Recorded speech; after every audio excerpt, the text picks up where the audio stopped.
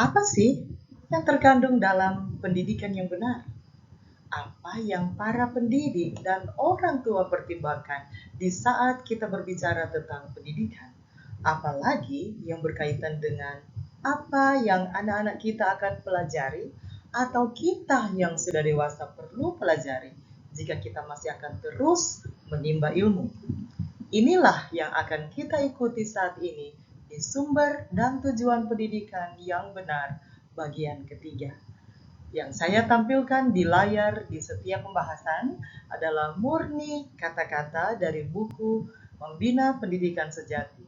Tapi saya akan menjelaskan dengan istilah yang kita gunakan saat ini agar lebih mudah kita mengerti atau lebih nyambung dengan kita semua yang lagi mendengarkan atau menonton. Jika ada yang belum sempat mengikuti pembahasan di bagian pertama dan kedua, saya nanti akan menaruh linknya di bawah ini atau di bagian akhir dari video ini. Hal penting yang terkandung dalam pendidikan. Supaya dapat memahami apa yang terkandung dalam karya pendidikan, kita perlu mempertimbangkan 3 hal. Ini adalah konten pendidikan yang perlu kita pertimbangkan baik pimpinan sekolah, apalagi guru-guru atau para pendidik. Yang bagian pertama adalah sifat manusia maupun maksud Allah menciptakannya. Ingat, bagian pertama ini sangat penting. Bagian kedua yang perlu kita pertimbangkan yang terkandung dalam pendidikan adalah perubahan pada kondisi manusia melalui masuknya pengetahuan tentang kejahatan. Bagi pendidik, pernahkah kita memikirkan akibat kejahatan yang dapat merubah kondisi manusia di saat kita merencanakan fokus pembelajaran? Bagaimana kita dapat menuntun mereka yang kita sedang didik untuk mengerti konsekuensi dari pengetahuan tentang kejahatan, apalagi terlibat di dalamnya? Itu bagian kedua. Kita lihat apa yang bagian ketiga yang harus kita pertimbangkan di saat kita berbicara tentang pendidikan, konten dari pendidikan, konten dari pembelajaran. Ketiga adalah rencana Allah untuk tetap menggenapi maksudnya yang mulia dalam mendidik bangsa manusia. Pernahkah kita terpikir bahwa Allah menginginkan agar pendidikan dapat menggenapkan rencana Allah? Allah menginginkan agar bangsa manusia dapat dididik dengan maksudnya yang mulia. Ingat baik-baik, baik orang tua maupun pendidik, kita mempunyai tugas yang mulia untuk mendidik sesuai rencana Allah. Bagaimana kita bisa mengetahui rencana Allah? Kita terus ikuti pembahasan ini. Ketika Adam lahir dari tangan pencipta, ia membawa dalam tubuh, pikiran, dan rohaninya sifat yang serupa dengan kalinya. Menarik sekali ya. Allah menciptakan manusia menurut gambarnya. Itu terdapat dalam Kejadian 1 ayat 27. Dan adalah maksudnya supaya semakin lama manusia hidup, semakin penuh ia harus menyatakan citra ini, semakin penuh memantulkan kemuliaan pencipta. Sangat jelas bahwa manusia adalah ciptaan Allah, bukanlah merupakan hasil dari perubahan sel, terus menjadi hewan tertentu, hewan lebih besar, kemudian menjadi manusia. Apakah kita mau disebut kita berasal dari hewan? Kita adalah ciptaan Allah. Dalam Kejadian 1 ayat 27, sangat jelas dinyatakan bahwa Allah menciptakan manusia. Tidak berhenti di situ, tapi dilanjutkan dengan frase menurut gambarnya. Adalah Maksud Allah agar segenap kemampuan manusia dapat berkembang. Adalah maksud Allah agar kemampuan dan kekuatannya terus bertambah-tambah. Rencana Allah adalah kita terus berkembang, bukan hanya bermalas-malasan saja. Itulah di pembahasan sebelumnya pernah disinggung tentang pembelajaran sepanjang hayat. Itu adalah apa yang Allah inginkan kita terus lakukan. Jika kita sudah tamat dari satu tingkatan pendidikan, teruslah belajar menekuni bidang itu untuk lebih dikembangkan atau perluas dengan kembangkan bidang lain yang berkaitan atau yang membawa kegunaan dalam kehidupan kita dan orang lain. Teruslah berkembang dan belajar.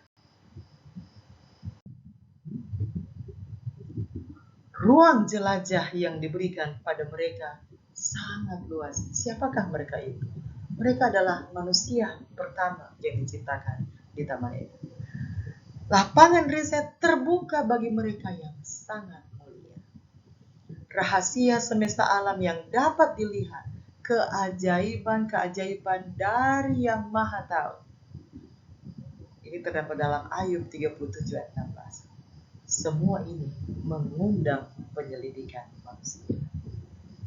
Kita masih berbicara tentang ciptaan Allah yang pertama di Taman Eden. Menarik sekali bahwa dengan melihat alam di sekitar kita, harusnya itu dapat terus mengundang penyelidikan atau penelitian. Walaupun sudah selesai dengan tingkat pendidikan tertinggi sekalipun, tidak ada kata berhenti untuk belajar. Persekutuan muka dengan muka, hati dengan hati, dengan kalibnya merupakan kesempatan yang istimewa. Sekiranya ini maksudnya manusia yang diciptakan di Taman Eden tetap setia pada Allah. Ini semua telah menjadi miliknya sampai selama-lamanya. Ingat, kita masih berbicara tentang manusia yang Tuhan ciptakan di Taman Eden. Sepanjang zaman yang kekal, ia akan terus-menerus memperoleh harta pengetahuan yang baru untuk menemukan sumber-sumber kebahagiaan yang segar dan mencapai pengertian yang semakin lama semakin jelas terhadap hikmat, kuasa, dan kasih Allah. Akan semakin penuh menggenapi tujuan penciptaannya dan semakin penuh memantulkan kemuliaan penciptaan. Tapi oleh karena pelanggaran ini telah hilang.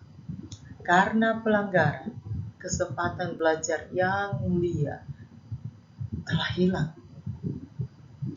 Ini berbicara tentang bagaimana pengalaman pendidikan oleh orang tua kita yang pertama di Taman Eden mulai berubah akibat mereka memilih untuk melakukan apa yang bertentangan dengan perintah Allah.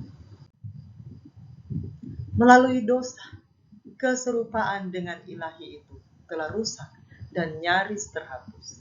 Kekuatan tubuh manusia menjadi lemah, kemampuan pikirannya berkurang, penglihatan rohaninya sirna. Ia telah menjadi pokok kematian. Ini semua menyangkut dengan keberadaan kita manusia saat ini. Manusia yang hidup dengan kecenderungan berbuat dosa dan mengalami akibat dari dosa. Kita lihat ada 3 tujuan pendidikan yang adalah tujuan besar kehidupan. Pertama, untuk memulihkan pada manusia citra kalibnya. Tujuan pendidikan yang merupakan tujuan besar kehidupan adalah untuk memulihkan pada manusia citra penciptanya, citra kalibnya. Kedua, untuk mengembalikannya kepada kesempurnaan di mana ia diciptakan. Ketiga, untuk meningkatkan perkembangan tubuh, pikiran, dan jiwa sehingga maksud ilahi dalam menciptakannya dapat diwujudkan. Masih ingat di pembahasan sebelumnya kita telah ikuti pembahasan bagaimana pentingnya pendidikan yang bertujuan dengan membuat keseimbangan, bukan hanya fokus kepada satu aspek saja, yaitu mental, tapi semua aspek. Inilah pekerjaan penebusan itu, yaitu menggenapi maksud ilahi dalam menciptakan manusia. Inilah tujuan pendidikan, tujuan besar kehidupan. Jika Anda yang sedang menonton saat ini sedang berkecimpung dalam dunia pendidikan atau telah dipercayakan Tuhan mendidik anak-anak Anda sendiri atau orang muda di sekitar kita, renungkanlah tujuan pendidikan yang sebenarnya. Bagaimanakah kita dapat mewujudkan rencana Allah melalui pendidikan yang berada di tangan kita saat ini?